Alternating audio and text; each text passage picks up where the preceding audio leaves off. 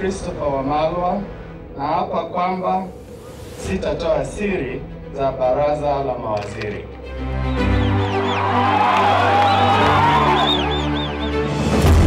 And I think that we have come close enough for me to be able to say that in the next general elections, the Luhya vote will go in one basket. We cannot encourage lawlessness. We cannot encourage people to just attack others for no reason. We can't encourage tribalism. He could be as ferocious as a lion, but he could also be as gentle as a dove.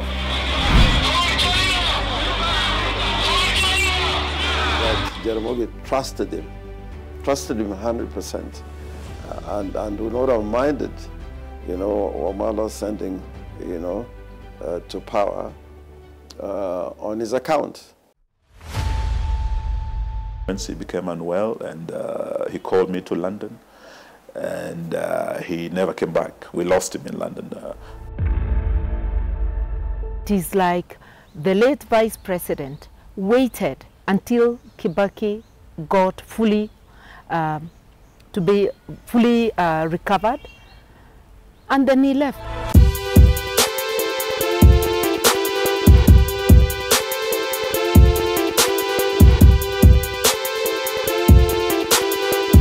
I knew the biggest agenda was for reforms to the Constitution, legal reforms to make Kenyans freer.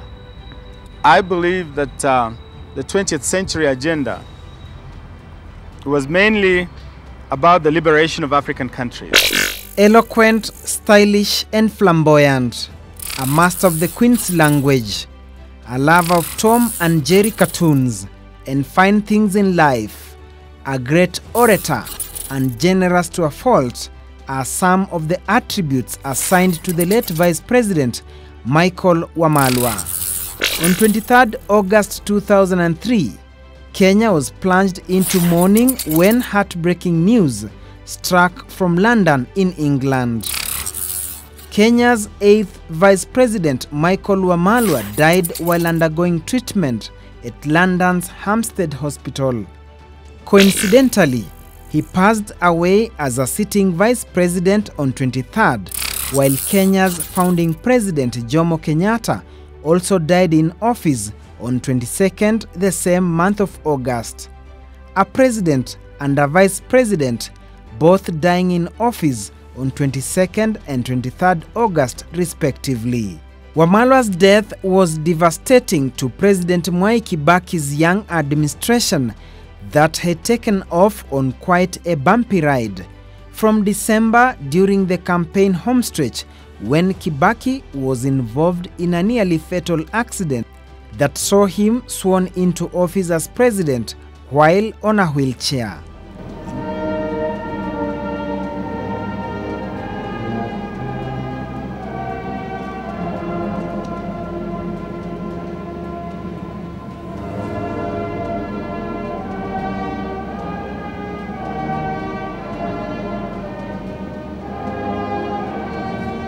In January 2003, about half of the cabinet nearly perished in a plane crash in Busia. Then 7 months later, Vice President Wamalwa died. Just like the stroke or sickness that President Kibaki suffered the very first month, when part of his cabinet, who included myself, were in hospital after a plane crash. Those were events that were major setbacks in the government. It took the former President Kibaki a while to fully recover. But the government was running because he had the support of his cabinet and of the vice president, that is the late Wamalwa Kijana. And it is like the late vice president waited until Kibaki got fully recovered, and then he left us, Nobody knew he was unwell until a little into the government, and You could see he was battling something.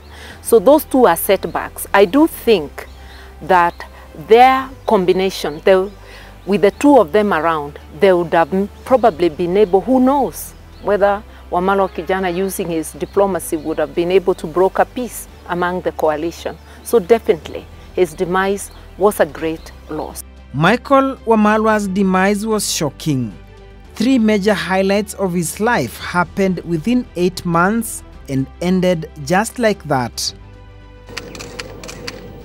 Mimi, Michael Christopher Wamalwa, naapa kwamba nitakuwa mwaminifu kwa Jamhuri ya Kenya na kutumikia kwa moyo wangu wote. In January 2003, he was sworn in as Kenya's vice president. In May, he officially married, then died 3 months later on 23rd August. He left Kenya on June 1st after attending 40th Madaraka Day national celebrations for Geneva to address the International Labour Organization Conference, ILO, only to be taken ill, forcing him to seek treatment in the United Kingdom. Unfortunately, he could not make it back to Kenya alive. The last speech he made on Kenyan soil, it was Madaraka Day, and he said, this is the 40th Madaraka Day, and as the saying goes, life begins at 40. And he said to Kibaki, Mr. President, as I watched the band play this song, our national anthem, they played it with a new meaning. There was a spring in their gait when they marched past. That was the spirit of renewal, of rebirth, of a great nation.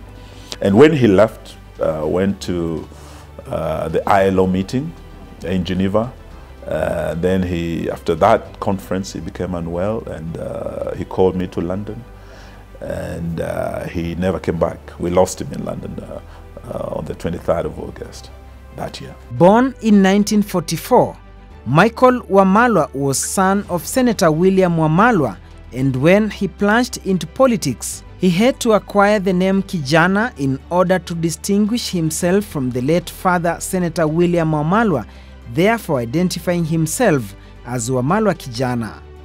In 1974, he contested Kitale West parliamentary seat and lost. Come 1979, he mounted a well-oiled and flamboyant campaign using a chopper at the time and managed to trounce Wafula Wabuge, retaining the same seat in 1983 election that saw him elected secretary for KANU's parliamentary group. He was re-elected in 1988 but lost the seat following a petition by his political rival Wafula Wabuge and was not allowed to participate in the by-election. Wamalwa, who studied law at King's College London and economics at London School of Economics, remained in the cold until 1992 when he roared back into parliament on the Lion Party of Ford Kenya. He is a guy who had a big vision for the country, who was not parochial in his politics, and who believed in a united, democratic, prosperous country called Kenya. An amiable person, a knowledgeable person, a great debater. He was, first of all, a team player. He would never want to take on an issue alone. To that extent now, he engaged in a lot of consultations, did a lot of listening, and you know, he wanted to talk to everybody in the leadership at all levels. So quite practical, and when I first met him, I thought he was quite elitist in his approach to many things. His father having taken him to school in England. Mike also believed in a country where you can disagree on issues, but when it is for the good of the country, you rally together. those who are in the Ford family, those who are in the Ford people, Safina, so long as they are talking about opposition unity and the removal to us now of the KANU government, which is the common enemy, I say hallelujah. Wamalwa is best remembered in the political circles for coining the phrase, the Grand March to State House, as the opposition fought hard to wrestle power from then ruling party KANU. He always described himself as a political student of independence hero Masinde Muliro and a political orphan of the doyen of opposition politics, Jaramogi Oginga Odinga. The Honorable Minister Musalia Mudavadi and myself have been talking about Luhya unity politically for a long time now. And I think that we have come close enough for me to be able to say that in the next general elections, the Luhya vote will go in one basket. And I'm quite sure that neither myself nor the Honorable Minister will tell you what that basket will be today.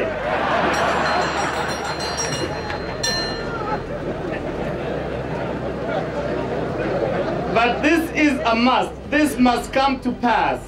Otherwise, our numerical superiority as the second largest community in this country will count for nothing if we remain scattered and divided between all sorts of parties. He served as Kenya's second official opposition leader in the multi-party era, a role he handled quite well after Jaramogi's death. I knew the biggest agenda was for reforms to the Constitution, legal reforms to make Kenyans freer. I believe that the 20th century agenda was mainly about the liberation of African countries. Calm above the storm. And he never really carried grudges. He was able to talk to both sides. You remember when we came to Parliament in 1992, the opposition and KANU were not seeing eye to eye. We were not on talking terms on the opposition side with the people on the government side. We were shouting each other down. But there were a few people who over time were able to make inroads and cultivate a collegial atmosphere in Parliament that culminated in the IPPG in 1997. And I think he's one of those. And also President Kibaki, being people who had already had a previous history of working with the people on the other side. For Siaya Senator James Orengo, his ties with Wamalwa began in the early 70s while at the University of Nairobi. You know, I was a lecturer at the University of Nairobi. And when I was running for the president of the Students' Union, Wamalwa was a returning officer. And he did exceptional things because, you know, he was encouraging us not to be a students' union like any other students' union in a university. He wanted us to compare to some of the distinguished unions in universities in Europe or in the United States. So at the time of my election, would you know, he called in the media. It was so well covered, the counting of the votes, the announcement of the results, and the declaration. It was almost like a, you know, an election for a political seat. And of course, there are a lot of things that we shared. He was a lawyer. A bond that would be carried later in life when they met in Parliament in early 80s and from 1992 during the second liberation struggle that saw them rally behind Jaramogi Oginga. There was a bond, and at that time, my thinking was more. It was more about, you know, making sure that the main opposition of the day, which was Ford Kenya, it was the main opposition party. And the time of the death of Jaramogi Oginga Odinga, he was the leader of the opposition in Parliament. And my thinking was that, if the opposition remained united, then the future was going to be bright, to bring change, not only in our constitutional order, but change in government. A test of their friendship would follow after Jaramogi's death in 1994. When power struggle in Ford Kenya ensued, pitting Odinga's deputy Wamalwa Kijana and his son Raila, Orengo found himself in the middle. Do not think that Wamalwa Kijana is capable of leading the kind of party that we would like to see form the next government. I'm very willing to support anybody else as a chairman of this party. It is not that we do not want Wamalwa Kijana because he's a lawyer. I've said this so many times. In fact, far be it, as nationalists, nothing would please us better than replacing Wamalwa with another lawyer or another Kenyan. We cannot encourage lawlessness. We cannot encourage people to just attack others for no reason. We can't encourage tribalism. It was difficult for me, I must say, extremely difficult. Now, the difference between Raila's position and Wamalwa's position was that Wamalwa was more of a liberal politician, a moderate politician, and he was not so much in fighting for big ideas. The climax of their power struggle was in Thika in 1996. A would have been reconciliation meeting ended in disarray when Wamalwa and Odinga supporters clashed, forcing their mediator, Archbishop Manasseh Kuria, to throw in the towel, and Raila Odinga resigning from Ford Kenya. We'll have another go. We are not giving up. The party is still there. The constitution has not been suspended. The neck is still there. We'll have another go at another election. Wamalwa Kijana is no longer chairman of Ford Kenya. Okay? Ford Kenya is now going from henceforth to be led by a caretaker committee. Bullets were flying. All sorts of missiles were flying all over. Mike stood his ground. He never blinked, he never moved. When all of us scampered for safety, including taking cover under the table, Mike remained very cool and collected. I was very, very proud of him that day. And that is the man who he was. Beneath the velvet glove was a hand of steel when it came to fighting for what he believed in. And I've always believed in the words of Thomas Jefferson that he loved very much, that in matters of style, you can swim with the current. But in matters of principle, stand like a rock. That is who he was. And when I grow up, that is what I would like to be. The time has come to change course.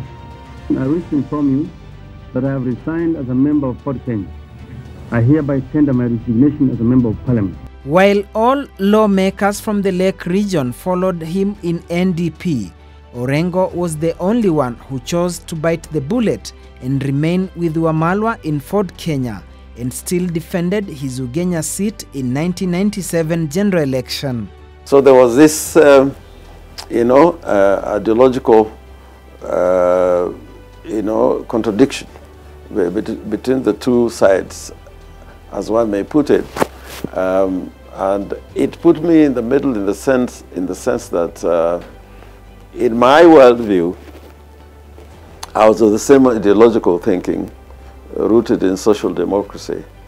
But at the same time, because of the history between Jaramogi and Wamalwa, I thought that we needed to steady the ship until, we were able to cross the river, as it were, win elections, win political power, and some of these things would be resolved internally.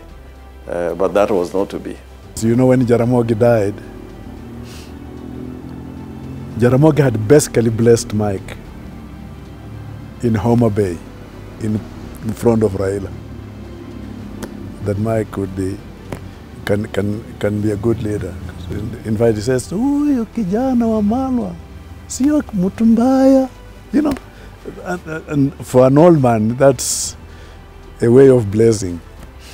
And that's why people like Orengo stuck with Mike, because they were also there when Jaramogi was blessing. But his own son had other ideas, and you know the battles we had together that ended up in Thika, and he took off and so on. But Mike never got bitter, even with Raila, as Raila was behaving that way, because he always believed that you can disagree in principle, but you move things together. Because another time, you know, we were in opposition, we were fighting for space. It was a very difficult time in Kenyan politics. And, you know, Jaramogi trusted him as his second in command, and would never hesitate to, you know, delegate anything, including matters that were very personal, but of a political nature, to Kijana Wamalwa.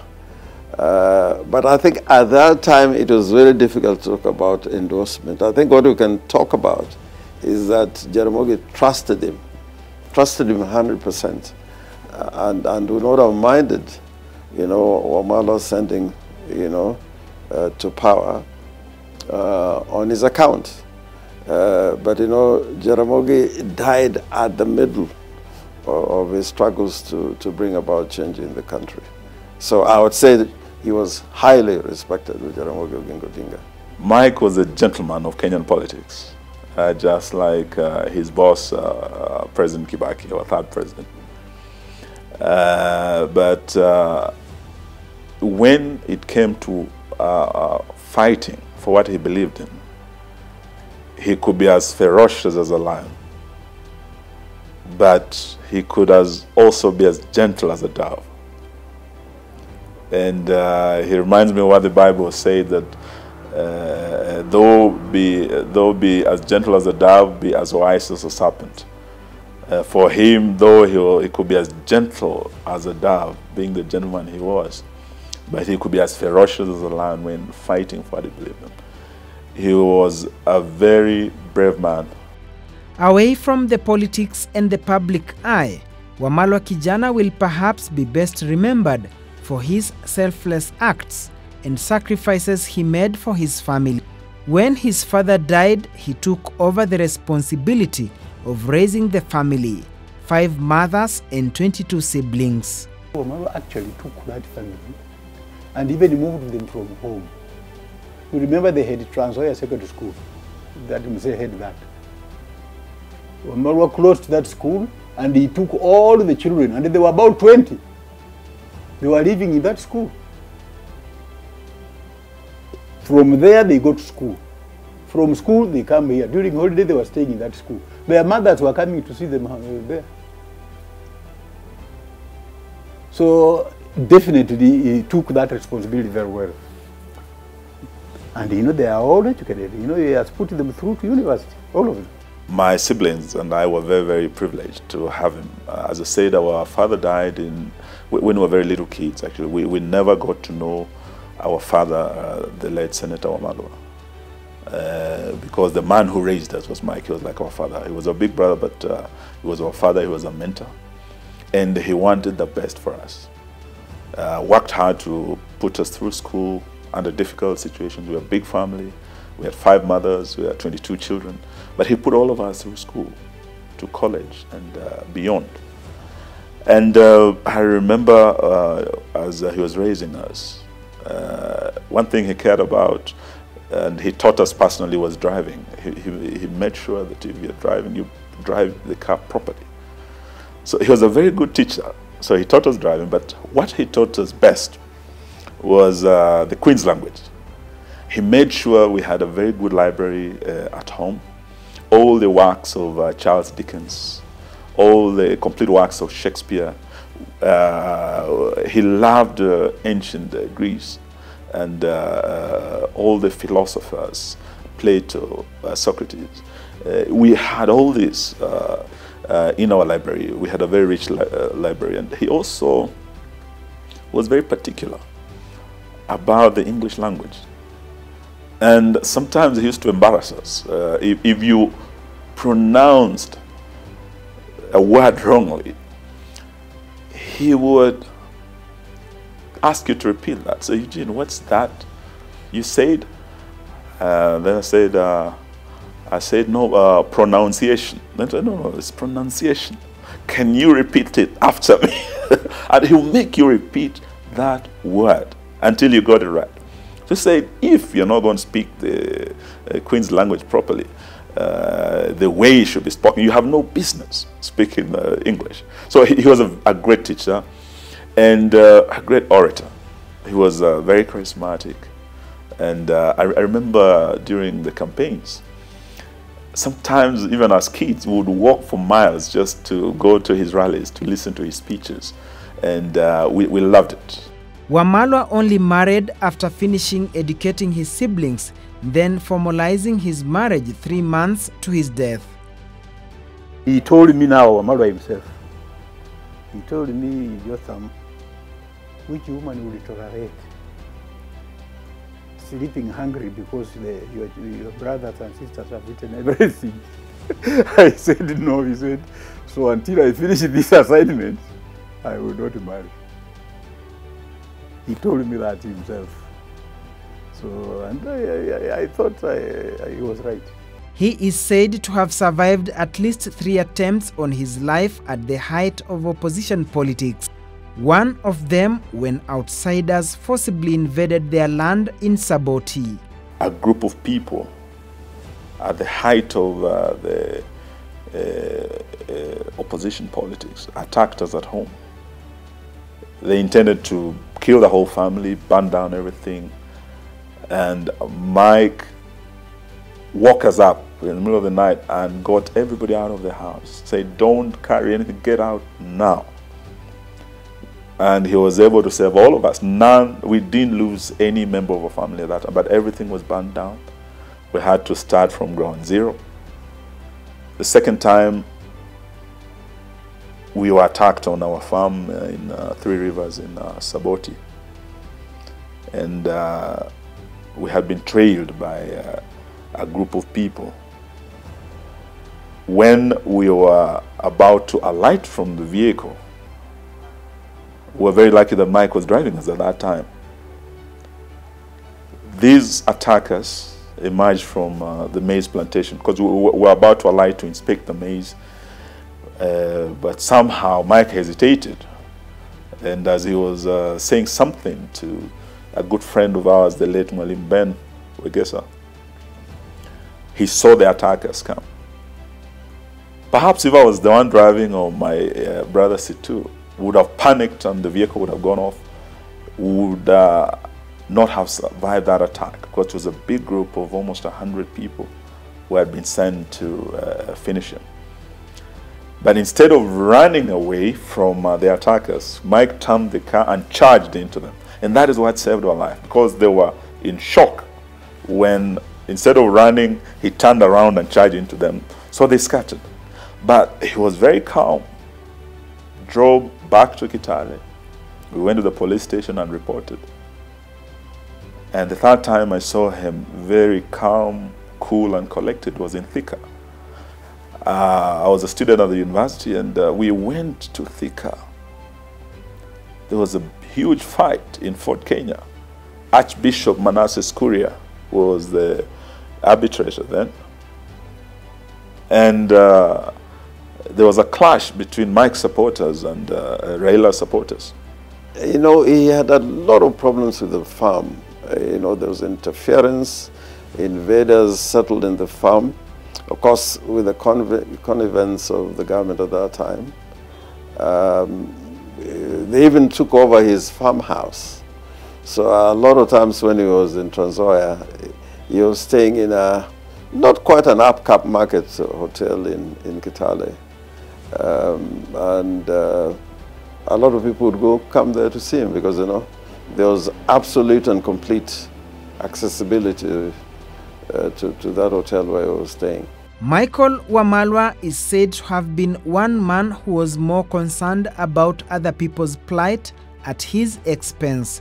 They say he was generous to a fault. There are times you find some money, you give him money. 10 minutes later, he has given everybody else, and himself he's now saying, now where would we find money for fuel? that was he had that kind of heart, that he would not see you lacking. Keep that shilling in his pocket. He would rather have it helping you and be that sort you at par. Then generosity was too high beyond human nature, because he would give everything he has until now you have to contribute again for him to survive. That was Wamalwa. Yes, I remember when we moved with Wamalwa, he never carried the money. If he carried the money, you will all be stranded. Because he would dish out that money until he tells you that we don't have. I remember one day we left here. We were supposed to go to Kitale with him over the weekend, did some political meetings. And I didn't take the money, I gave him the money. I left him in the office. When I came back, he said, Joseph, how much money do you have? I said, no, I don't have. He has remained with the 2,000. 2,000! Now what are we going to do? What surprised me again, we said, let's borrow money from Combo so that we pay him when we come back. We called Combo, he said, where are you? He said, we are in the office in town. He said, it's in the Westlands. If you come here within 30 minutes, I'll give you the money. We left immediately, we got there. You know what Combo gave us? 500 shillings.